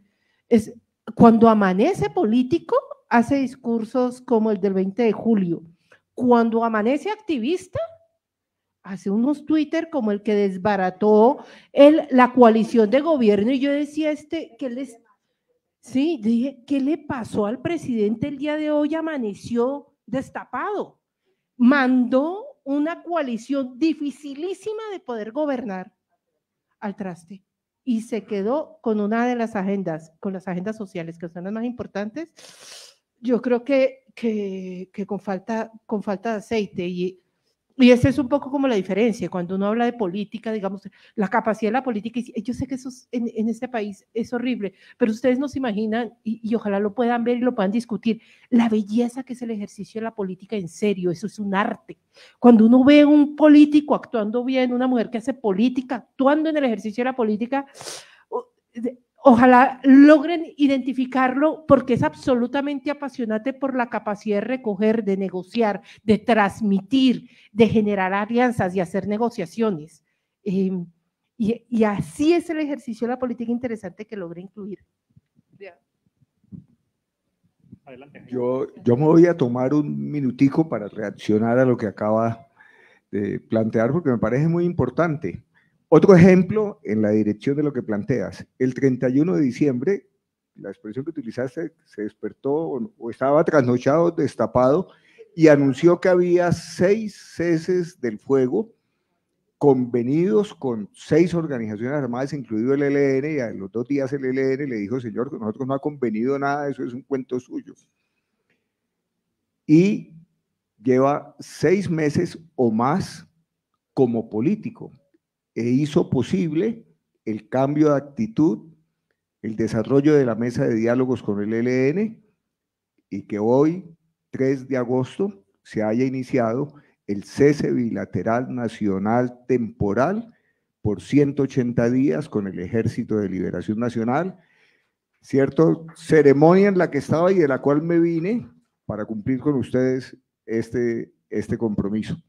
Y espero poder alcanzar a llegar al cierre de ella. Ese es un ejemplo de manejo político de un proceso complejo necesario para este país, para ponerle fin a una de las formas de la violencia, desescalar los niveles de violencia en este país y contribuir a crear condiciones para que se avance en la transición.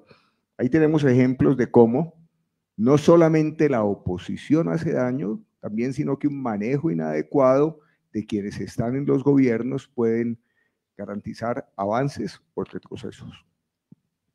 Gracias, Jaime. Bueno, están tendidos los elementos para la discusión. Entonces, abrimos el espacio. Vamos a recoger una ronda de preguntas. Tengamos en consideración que son preguntas para que también puedan los compañeros, compañeras reaccionar a esas preguntas. Por acá hay una. Si quieres, llévate este.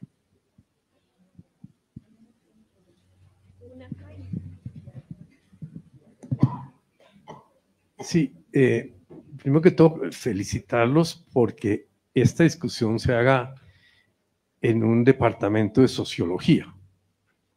Yo creo que eso es un gran avance y es una carencia importante en Colombia, el tema de tener una sociología fuerte, una sociología empírica que use los datos que le gustan tanto a la doctora Flor Alba. Simplemente quiero hacer una pequeña intervención sobre la democracia participativa y la democracia representativa. Sobre la representativa, estoy de acuerdo con varios de los panelistas que ese tema representativo en Colombia no existe. Hay un dato que recogemos nosotros en la medición de capital social, y es que el 88% de las personas no se acuerdan por quién votaron del Senado hasta las JAL. 0 eslabonamiento legislativo. Entonces, si usted no sabe, no se acuerda por quién votó, pues mucho menos va a saber a quién llamar a cuentas. Y estoy en desacuerdo con Alejandra de que aquí en Colombia se pueden hacer la rendición de cuentas cuando los ciudadanos no saben quién los representa. Uno tiene que llamar a rendición de cuentas a quien lo representa, pero si la arquitectura electoral no permite eso, porque no permite identificar por quién está votando uno, pues ahí tiene un problema importante. Y el otro problema tiene que ver con la democracia participativa. Y en mejor de los casos, no solo la participativa, sino la deliberativa. Y aquí, digamos, la realidad de esos mecanismos, pues tienen un diagnóstico largo que no vamos a poder, con Foro hemos trabajado durante 20 años sobre el tema, pero tenemos claramente identificados que hay unas enormes falencias. Y para no entrar, digamos, de una vez al tema de qué ha hecho el gobierno Petro sobre estos temas, un problema que se está cocinando de una manera bastante dañina es la idea de que el gobierno Petro está haciendo una democracia participativa vinculante. Ahí hay toda una cantidad de problemas porque se está afirmando mecánicamente que es vinculante. ¿Cómo entiende uno que haya tenido 5.000 propuestas para el plan de desarrollo y hubieran aparecido 300 finalmente en el plan de desarrollo? ¿Hubo deliberación de quien propuso esas 5.000 propuestas?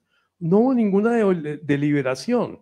Al final, los funcionarios de Planeación Nacional decidieron. Y así que, ¿qué vinculante puede ser?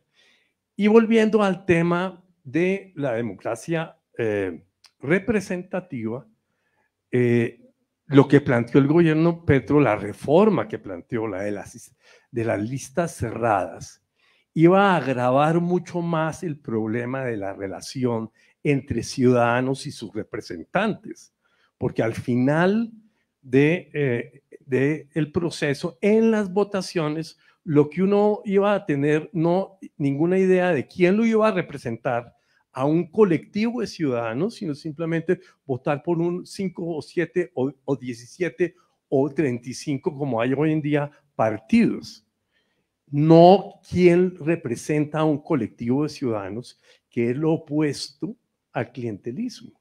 Entonces, yo creo que si vamos a ver esta discusión, esos son temas fundamentales de la democracia representativa, la participativa y cómo vincularlas. Y mi preocupación grande es que el proceso que se va a dar a partir de enero, cuando los planes de desarrollo que planteen los elegidos a través de la planeación participativa, en vez de intentar mejorar ese proceso, nos va a sumergir en la idea de que hay una gran movilización nacional y no va a permitir realmente hacer efectivo el proceso deliberativo con recursos limitados. Gracias.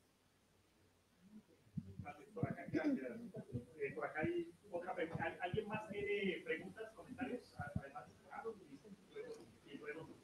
Buenos días, muchas gracias. Mi nombre es Elkin Gaviria. Primero me gustaría hacer una moción epistémica sobre las ciencias sociales. Una decana de una facultad de ciencias sociales que no es de esta universidad organizó un grupo de investigación para demostrar que el plebiscito del 2016 se había perdido por causas del clima. Y resulta que la investigación dio negativa, o sea, se demostró que eso no había sido por el clima, que igual él no iba a ganar.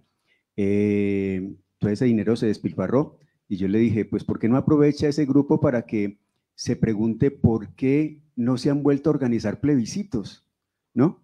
Y dice, no, es que con ese plebiscito ya quedamos curados.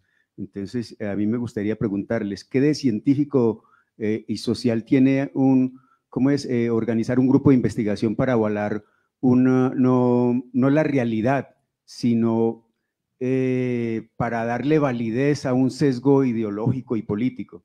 O sea, ¿se trata de demostrar nuestras propias convicciones o se trata de demostrar qué es lo que pasa en realidad? La otra tiene que ver con la cultura, muy acertada la doctora Alejandra que menciona lo de la cultura ciudadana. Y ella se pregunta, ¿qué pasa con la cultura ciudadana? A mí me gustaría agregarle a la pregunta, ¿qué pasa con el Ministerio de Cultura? Que se desentiende de todos esos problemas. El Ministerio de Cultura pasa de agache con todos los problemas que la mayoría de las veces los diagnósticos dicen que es de índole cultural. Y sin embargo el Ministerio de Cultura anda con una agenda que parece una rueda suelta, solo dedicada a las cuestiones de arte. Parece que la cultura solamente es tema de arte, y usted mismo lo ha dicho, arte, incluso arte puede ser la política, arte en la medida en que sea algo bien hecho, ¿no? Pero el Ministerio de Cultura anda por otros lados, no anda promoviendo cultura de la participación, cultura de los valores, de la solidaridad, no, anda con la agenda LGBT, con la agenda feminista, y realmente se desentiende de todos esos problemas y es central. Y la otra tiene que ver con la participación. A mí no me gusta llamarla democracia radical, me incomoda mucho ese tema de radical, me gusta más llamarlo democracia directa, ¿no? Y recuerdo mucho los que fundamentaron ese sistema democrático nuestro, el sistema liberal, Rousseau, Montesquieu, que ellos hablaban de la conveniencia de la democracia representativa, porque era muy difícil en ese entonces saber qué era lo que quería y qué era lo que anhelaba la gente, ¿no? Era imposible. Y creo que ese obstáculo hoy en día se ha superado porque tenemos las tecnologías para ver qué es lo que en realidad quiere la gente. Pero en realidad las tecnologías no sirven para ampliar la democracia, para hacerla cada vez menos representativa y más directa, sino que al contrario, las tecnologías están llegando es para abrir cada vez una brecha más larga en términos sociales, socioeconómicos. El IDEPAC, aquí en Bogotá, que es el encargado de promover la participación ciudadana, así se llama, a cada rato organiza escenarios de participación de la ciudadanía, y yo voy a muchos de ellos. La mayoría de las veces, por cada 4 funcionarios del distrito, hay 2 representantes de la comunidad. Hay 25 funcionarios del distrito y hay 5 o 6 representantes de la ciudadanía. Entonces, lo que yo me pregunto ¿es eso democracia? ¿Eso no demuestra acaso que la democracia representativa es la que está fracasando?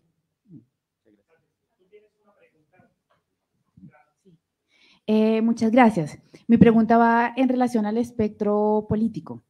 En Colombia normalmente el concepto de izquierda se ve de una manera muy simplista, pareciera como si fuera una unidad monolítica, donde no se ve todo el degradé que hay dentro desde el socialismo, comunismo hasta la socialdemocracia, y eso ha ido avanzando. Entonces, poco a poco, lo que era izquierda y casi que se hablaba de alguna manera casi como sinónimo con guerrilla, luego ya evolucionó un poco más y ahora al menos es socialistas o comunistas, y vamos ahí en ese progreso de entender ya la izquierda como una figura política normada. Entonces vamos en ese proceso. En ese contexto llega por primera vez la izquierda al país y necesita capitalizar el éxito en las elecciones locales, ¿no? Sin embargo, están en una situación donde hay figuras con poco arraigo local y sus probabilidades de éxito se ven por ahora modestas. Como un resultado no muy bueno retrocede ese avance, esa progresión, esa evolución en que las posturas ideológicas se vean en Colombia de una manera un poco más madura, ¿no? Sin que todo lo de izquierda tenga que ser necesariamente guerrilla, ¿no? Y todo lo de la derecha tenga que ser paramilitarismo. Buenos días. Bueno, yo más que hacer una pregunta, quería un aspecto general a lo que se trata la Constitución Política. La Constitución Política de Colombia fue creada en una integralidad social y pues sin dejar de lado por qué se dio. Digamos que las políticas hoy de gobierno no está marcada ante una posición o oposición. Se trata es que ha habido falencia social, integración social, que lo podemos hacer desde la sociología, desde el trabajo social, comunidades, integralmente en el mismo país. Es como mi intervención. Gracias. Pues yo un poco más, como, no sé, por otro lado, quería como resaltar sobre todo en relación a lo que comentó usted al principio de saber quién nos está representando y pues como desde también comprendiendo desde la juventud hasta toda la vida,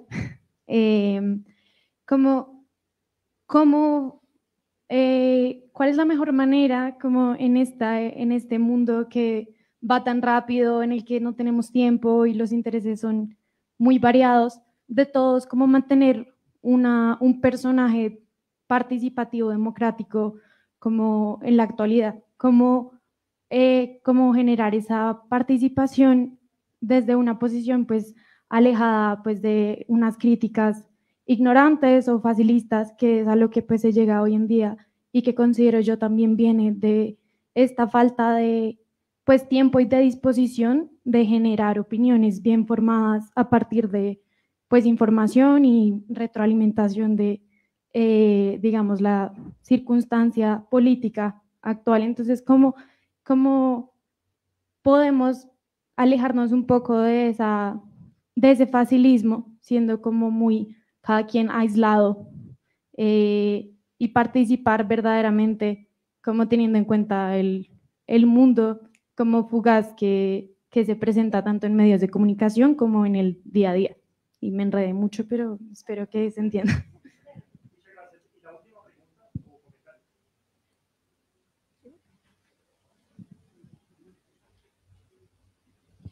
Colombia, tierra querida, himno de paz y armonía.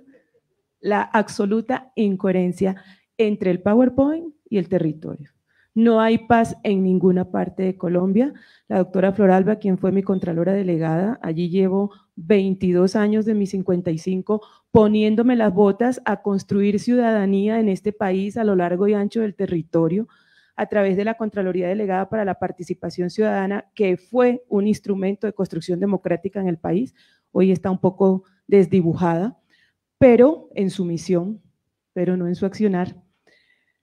Yo sí quiero que recojamos un poco estos elementos, porque hay sangre en la arena y no es del torero, ¿cierto? En realidad, quien está con la bota sobre el cuello es nuestras posibilidades reales de hacer democracia con el individuo que vive desde La Guajira hasta la Amazonas, incluyendo nuestra Colombia insular. O le ponen el fusil, porque siguen existiendo los fusiles, o le ponen, antes decíamos, el García Márquez en la mano.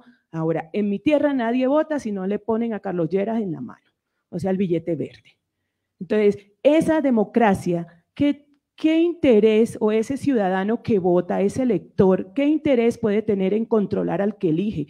¿Qué le importa acordarse quién le compró la conciencia o quién le puso el fusil? ¿Quién está pendiente del argumento de la deliberación? O sea, el cambio o se hace ahora o no se hace nunca, y hay que sepultar las ilusiones de una Colombia patria querida. Pues hay varias intervenciones, no sé si quieran recoger elementos en particular. ¿Comienza esto, Floralba? Yo me he tomado la palabra porque en realidad ustedes no saben quién es la mujer que acaba de hablar.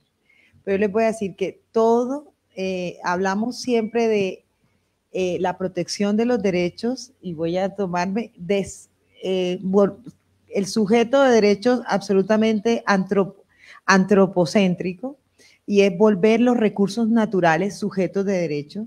Y todo este discurso, Marta, quien acaba de hablar, Marta es la mamá de las veedurías ciudadanas del río Bogotá. Siempre hablamos de la sentencia del río Bogotá como esa que quiere descontaminar el río y todo. Bueno, pero Marta es quien ha acompañado todo ese proceso maravilloso de la gente en cada una de las cuencas del río, y que celebro que esté aquí, y que la verdad le debemos muchísimo a personas como Marta, que trabajan con la ciudadanía y que siguen creyendo, y uno con eso, con la intervención de, no te enredaste, con la intervención de cómo hacer el tema de lo que hay que hacer es estar atento, participar en los asuntos públicos, o sea, estar atento, no perderle radar a lo que pasa en el interés general en el Estado, en lo que tenemos que hacer. Es decir, nosotros no podemos perder tenemos que seguir creyendo en que este país debe seguir mejorando, y la manera de que cada uno de nosotros contribuya a eso es desde nuestra perspectiva seguir participando y haciendo que esto sea mejor. Suena Winnie the Pooh en el mundo malvado, pero en realidad la única manera es seguir participando en el manejo de los asuntos públicos, ejerciendo el derecho al voto, haciendo control ciudadano, haciendo control social, desde cada una de nuestras perspectivas poder hacer cosas. Y comparto plenamente con él, es el ex senador Sudarsky, ¿cierto? Sí, con el John Sudarsky, con el ex senador John Sudarsky, comprendo plenamente, porque hay una manipulación de los términos participativos y vinculantes. Porque esto de los diálogos vinculantes, participativos que se hicieron, puede haber una suerte de defraudación a la ciudadanía. Es hasta qué punto eso que yo hice, cuál fue la metodología para eso incluirlo, cómo se determinó, cómo se estableció eso, y eso hay que tratarlo con mucho rigor para no caer en que haya una defraudación social, ciudadana, en lo que yo pedí, lo que yo metí, cómo se ve reflejado en el plan nacional, por ejemplo, en ese caso que era el Plan Nacional de Desarrollo 2022-2026, Colombia, potencia mundial de la vida. Ya, con esto, no sé. A mí me motivó la canción de Colombia, Tierra Querida. Me siguen motivando las canciones, tal vez debe ser un problema generacional.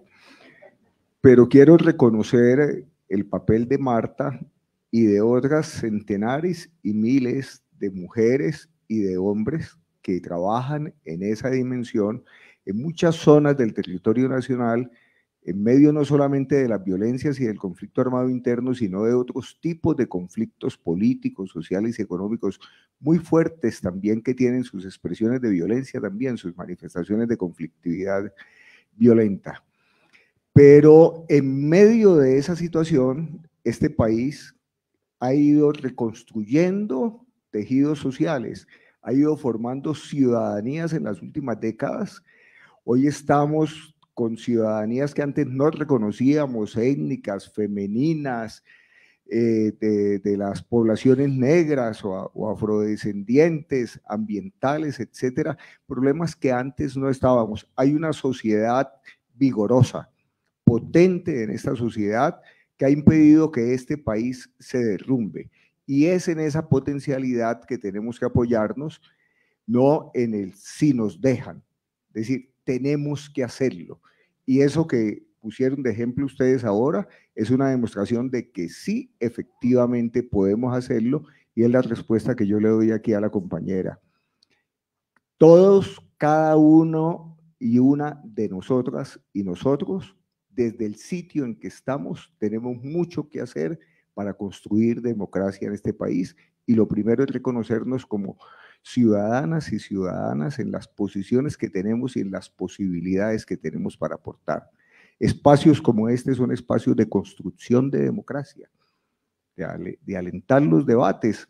Claro que no cambian completamente a toda la sociedad, pero van, como dicen los campesinos, de grano en grano llena la gallina el buche. Si una lección nos dejó el siglo XX, es que las revoluciones políticas de conquista del Estado no nos resolvieron los problemas. Y la lección que aprendimos es que la democracia se construye en la vida cotidiana, en todas las dimensiones, como una forma de vida, de organización de la sociedad, o no se construye.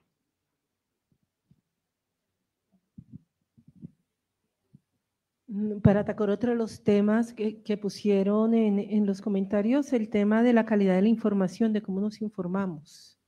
Y yo creo que ahí es donde tenemos uno de los grandes retos de comprensión de cómo se están informando, y lo voy a señalarlo los jóvenes.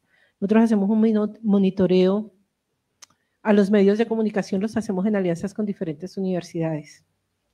Y hay algo que pasó el año pasado cuando terminamos el monitoreo, y es que hicimos una reunión con estudiantes que habían participado de varias universidades en esos monitoreos, y lo que vimos es algo que dijo alguien por acá, que dijo, pues es que ganó JP con la mayor votación, y yo no sé, ustedes yo creo que no, a mí me tocó entrar a buscar quién diablos era JP. porque tenemos formas de informarnos diferentes. Y lo que vi con ese grupo de jóvenes y lo que vimos los profesores ese día, el año pasado, es que nos informamos de manera diferente. Los jóvenes sí se informan y las jóvenes sí se informan, pero están utilizando medios de información que, por ejemplo, nosotros no conocemos. Yo me informo de manera muy tradicional, medios tradicionales, y eso termina siendo muy interesante porque ahí es donde se arman las matrices de cómo entendemos el ejercicio de la política, cuáles son esas representaciones que nos presentan esos medios de comunicación, y yo sí creo que ese es uno de los trabajos más interesantes pendientes, de los que vale la pena voltear, mirar, investigar, porque eso es lo que permite también determinar cómo estamos construyendo esa ciudadanía y esos diferentes escenarios de participación en las redes sociales. Yo creo que si los invitara a participar en una movilización en red social, estoy segura que sería mucho más efectiva si les dijera hoy, salgamos de aquí, vámonos a una movilización que haya a la Plaza de Bolívar. Entonces, eso se está modificando y eso también modifica la forma en cómo nos acercamos a la democracia y a la forma en que nos expresamos y también a la forma como hacemos o exigimos la rendición de cuentas. Yo espero que en este curso que inician, todas esas aristas las puedan ver, porque además ustedes están en un momento absolutamente tentador. Vean este país, y yo sé la cara que hizo el compañero, pero resultado de un proceso de paz es que podamos tener un presidente de izquierda y que no lo hayan matado en campaña. Cuando yo tenía la edad de muchos de ustedes, ya había ido a 5 entierros de candidatos, precandidatos presidenciales. Entonces, la posibilidad de que eso haya pasado nos indica que este país es diferente. La posibilidad de poder manifestarse, pasar lo que pasó en la movilización de estudiantes, significa que hay otras voces que se involucran. Entonces, tienen una cantidad de retos que espero que diálogos que abran en esta nueva área y con muchísimo gusto podrán contar con nosotros para ese diálogo. Gracias. Muchas gracias a Alejandra, a Floralba y a Jaime, a ustedes también por haber venido, haber participado de este espacio. Muchas gracias también a la profesora Alexandra Martínez, directora del Departamento de Sociología, por el apoyo a este tipo de eventos, y por supuesto a Marcela Restrepo y a toda la Fundación Foro, a los chicos de la misión electoral también que estuvieron, a los chicos del curso de Sociología o de los cursos de Sociología, a los profes de Sociología también. Ya nos veremos en otro espacio para seguir hablando sobre el tema del ELN, que no lo pudimos tocar hoy.